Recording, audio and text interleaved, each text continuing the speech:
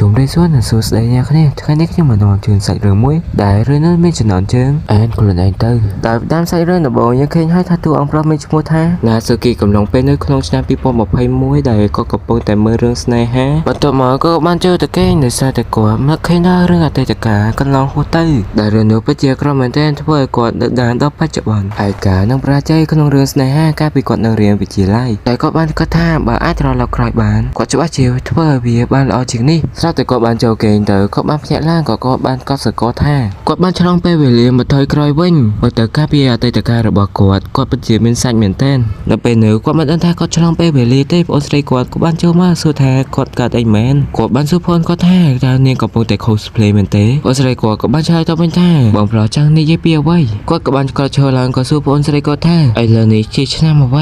ីប្អូនស្រីគាត់ក៏បានឆ្លើយថាឆ្នាំនេះគឺឆ្នាំ2014មើលទៅទឹកមុខគាត់មិនសូវជឿប្អូនស្រីគាត់ប្រហែលទេប្អូនស្រីគាត់ក៏បានសួរថាគាត់កាត់អីមែនគាត់ក៏បានឆ្លើយតបវិញថាគាត់មិនសូវស្រួលខ្លួនទេប្អូនស្រីគាត់ក៏បាននិយាយបន្តទៀតថាល្អណាស់ហើយបងថ្ងៃនេះគឺជាថ្ងៃបានកងរបស់បងអញ្ចឹងបងសម្រាប់បន្តទៀតចុះនៅពេលនោះគាត់ឈរសញ្ជឹកគាត់នៅតែមិនទាន់ជឿ 100% ទេគាត់ក៏បានទៅយកទូរស័ព្ទហើយក៏បានបើកមើលហើយប្រតិទិនក៏បានចេញមក2014នៅពេលនោះគាត់ច្បាស់ការហើយថាគាត់បានឆ្លងពេលវេលាគាត់ក៏បានចូលទៅគេងទៅស្រាប់តែម្ដាយគាត់ក៏បានចូលមកគាត់បាននិយាយថា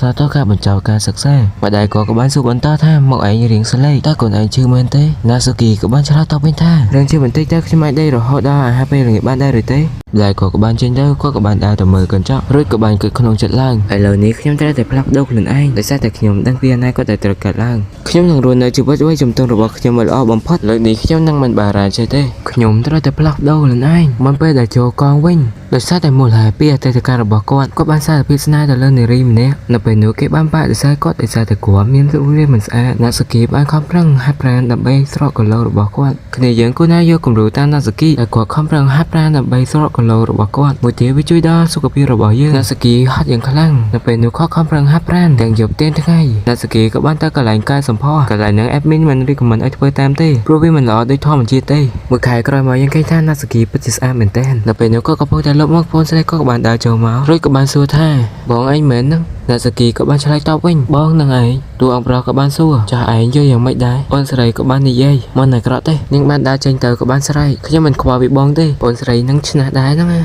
រួចណាស៊ូគីក៏បានគិតក្នុងចិត្តឡើងខ្ញុំត្រៀមខ្លួនរួចរាល់ហើយឯងស្អែកក៏បានទៅហាត់ប្រាណមើលទៅរូបរាងណាស៊ូគីមិនសូវមានសាច់ដូចមុននិងមានផាសុខភាពជាងមុនគាត់ហត់ក៏គាត់បានចូលអង្គុយសម្រាប់សិនហើយនៅពេលហ្នឹងក៏បានជួបមិត្តចាស់ដែលនាងមានឈ្មោះថាមីរីនៅពេលណាស៊ូគីក៏បានទៅសួរទុកនាងក៏បាននិយាយឯងខុសប្លែកជាងមុននេះណាស៊ូគីក៏បានឆ្លើយតបវិញខ្ញុំបានខំប្រឹងហាត់ប្រាណមីរីក៏បាននិយាយបន្តវាហាក់ដូចជាឯងជាមនុស្សថ្មីណាស៊ូគីក៏បានឆ្លើយតបចាស់មិនវាជាបញ្ហាឬមិនមែនទេតាមពិតទៅវាគឺជារឿងល្អបើនិយាយចាំទៅកាលពីមុនឯងមិនលុយប៉ុន្មានទេហើយថែមទាំងថតទៀតផងឯងគ្រាន់តែត្រូវការខិតខំប៉ុណ្ណោះណាស៊ូគីក៏បាននិយាយមីរីការពិតទៅឯងក៏ផ្លាស់ប្ដូរច្រើនដែរមីរីក៏បានឆ្លើយតបវិញថាមែនហើយណាស៊ូគីក៏បាននិយាយថាឈប់និយាយទៅកាលនេះឯងគ្រាន់តែជាក្មេងស្រីថមបយប៉ុណ្ណោះមីរីក៏បានឆ្លើយតបវិញឯងថានរណាជាក្មេងថមបយខ្ញុំគ្រាន់តែជាមនុស្សរឹងមាំប៉ុណ្ណោះតើដល់ពេលនេះឆ្កែនាងក៏បានភ្ញាក់នាងក៏បាននិយាយថាជួបគ្នានៅពេលក្រោយណាថ្ងៃស្អែកឡើងគឺជាថ្ងៃចូលកងវិញដល់ពេលនោះស្រីមើលទៅគាត់គ្រប់គ្នាតែម្ដងណាស៊ូគីក៏បានគិតក្នុងចិត្តឡើងខ្ញុំមានអារម្មណ៍ថាគ្រប់គ្នាមើលខ្ញុំតែខ្ញុំមើលទៅគួរឲ្យខ្ពស់ដដែលមែនទេពេលនោះគាត់ក៏បានជួបហីការីគាត់ភ្ញាក់ផ្អើលយ៉ាងខ្លាំងនៅពេលដែលបានជួបនាងហើយនៅពេលនោះហាការីក៏បានមើលមុខគាត់វិញដោយសារតែណាស៊ូគីមើលមុខនាងពេកមិត្តភក្តិហាការីក៏បានដើរចូលមកដែលនាងមានឈ្មោះថាយូនៅហើយនាងក៏បានសួរហាការីមានរឿងអីមែនទេហីការីក៏បានឆ្លើយតបវិញអត់អីទេគ្មានរឿងអីទេណាស៊ូគីក៏បានគិតក្នុងចិត្តឡើងលើកនេះខ្ញុំនឹងធ្វើជាសង្សារជាមួយនឹងនាងឲ្យបានកាត់មកប្លង់ក្នុងសាលារៀនវិញយើងឃើញមនុស្សជាច្រើនកំពុងតែមើលថ្នាក់ណាស៊ូគីគឺជាសិស្សឆ្នាំទី1ហើយក៏រៀនបន្ទប់ទី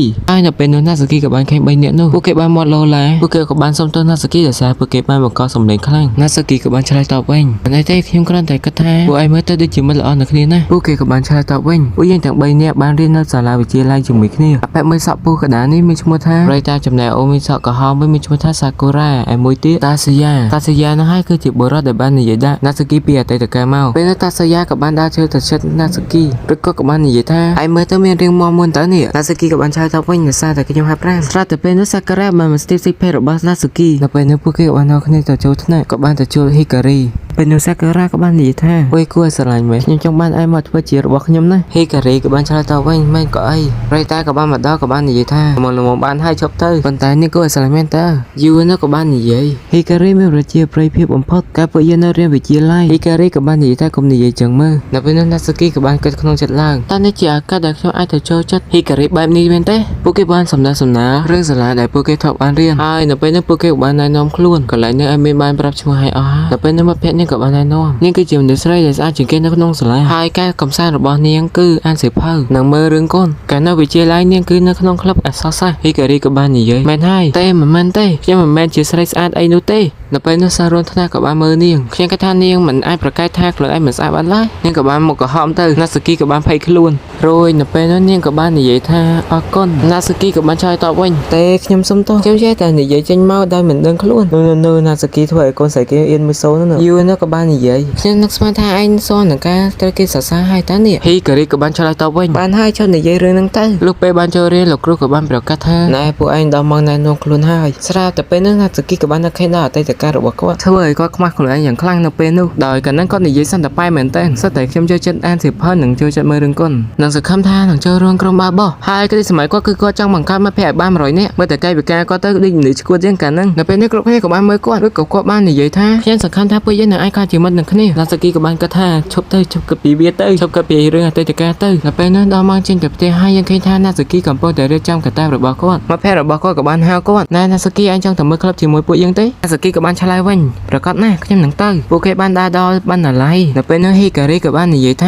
ាជំរាបសួរតើពួកយើងអាចអង្គុយនៅទីនេះបានដែរឬទេហើយពេលនោះសិស្សប្រុសក៏បានឆ្លើយតបវិញបាទបានតើហេការីក៏បានសួរទៅពួកនោះពួកអញជាសមាជិកក្លឹបអក្សរសាស្ត្រមែនទេសិស្សប្រុសក៏បានឆ្លើយតបវិញបាទពួកយើងនឹងហើយសិស្សប្រុសនោះក៏បានសួរវិញអូពួកអញគឺជាសិស្សថ្មីមែនទេហេការីក៏បានឆ្លើយតបវិញថាពួកយើងគឺជាសិស្សទៅចូលថ្មីនៅពេលនោះណាស៊ូគីក៏បានគិតក្នុងចិត្តឡើងខ្ញុំធ្លាប់ឮរឿងនេះពីមុនមកគេថាពួកមនុស្សនៅក្នុងសង្គមគឺតែដឹងពីរបៀបដោះស្រាយជាមួយមនុស្សក្បែរអៀនឬមិនសូវចេះនិយាយតិចផងពួកគេបានដើរចេញទៅក្រៅក៏ឃើញពួកអ្នកលេងកីឡាស្រាប់តែពេលនោះក៏មានអ្នកហៅពួកគេណែរ៉ាតូរីខ្ញុំដឹងថាវាគឺជាឯងមករៀននៅសាលានេះដែរហ៎ឯងជាប្រធានក្រុមរបស់សាលាអូស៊ីម៉ាមែនទេឯងប្រកាសជាចូលរួមក្រុមបើតើមិនខានឡើយមែនទេបាត់មកខ្ញុំមួយរយៈហើយតើឯងនៅចាំខ្ញុំបានដែរឬទេរ៉ៃតាក៏បានឆ្លើយតបវិញពួកឯងគឺជាអាល្ងងទាំង3នាក់របស់អនុវិទ្យាល័យហ្វូជីរីណាដែលបានជួយឯងម្ដងទៀតឯងហានអាណានឹងជាអាល្ងងកាត់មកក្លឹបបាល់បោះវិញសាការ៉ាក៏បានស្រែកថាវាពិតជាអស្ចារ្យមែនហេការីក៏បាននិយាយដាក់សាការ៉ាឯងមើលទៅដូចជាកូនក្មេងសាការ៉ាក៏បានឆ្លើយតបវិញតើឯងកំពុងតែនិយាយពីកម្ពស់របស់ខ្ញុំមែនទេហេការីក៏បានថាមិនមែនទាំងស្រុងនោះទេនេះមកពីដើមទ្រូងខ្ញុំមែនគ្រាន់តែប្រាប់ឲ្យដឹងចុះខ្ញុំទៅតែចាប់ដើមលូតលាស់នោះទេកន្លែងហ្នឹងអេមីនសុំ skip តែម្ដងសរសើរគេវានិយាយតែពីដើមទ្រូងតែម្ដងអេមីនជាសុភាពបុរសចឹងទៅអេមីនអត់សូវជឿចិត្តនិយាយទេរឿងចឹងតាស៊ីយ៉ាក៏បាននិយាយទៅកាន់សាការ៉ាហើយទៅវិញបានជាអេមឲ្យបន្ទាបតម្លៃខ្លួនឯងជាមួយនឹងការបោះស្រាយផ្ទាល់ខ្លួនបែបហ្នឹងតែពេលនោះបុរសម្នាក់ក៏បាននិយាយណែតាត់ស៊ូបើឯងមានពេលដើរលេងរហូតបែបនេះឯងច្បាស់ជាមានពេលទៅហាត់ប្រាណហើយរំអ្នកនោះក៏បានចាប់តាត់ស៊ូក៏បានស្រែកថាថ្ងៃនេះខ្ញុំគ្រាន់តែមកមើលមិនបានទេអីត្រៀមខ្លួនទៅដាច់ខ្យល់ទៅថប់នៅហាងខ្ញុំហើយពីនេះចំតែពេលនោះមីរីក៏បានមកសួរស្ដីគាត់មីរីនឹងប្រពន្ធខ្ញុំទី2តែពេលនោះមីរីក៏បានកលេចចោះឡើងហើយនៅពេលនោះតួប្រុសក៏បានគិតក្នុងចិត្តឡើងខ្ញុំធ្វើវាអីសូមតែលក្ខការសម្ងាត់ការពីអតីតកាលទៅក៏បាននិយាយហើយមើលទៅដូចជាធ្វើបានល្អណាស់តើណាស៊ូ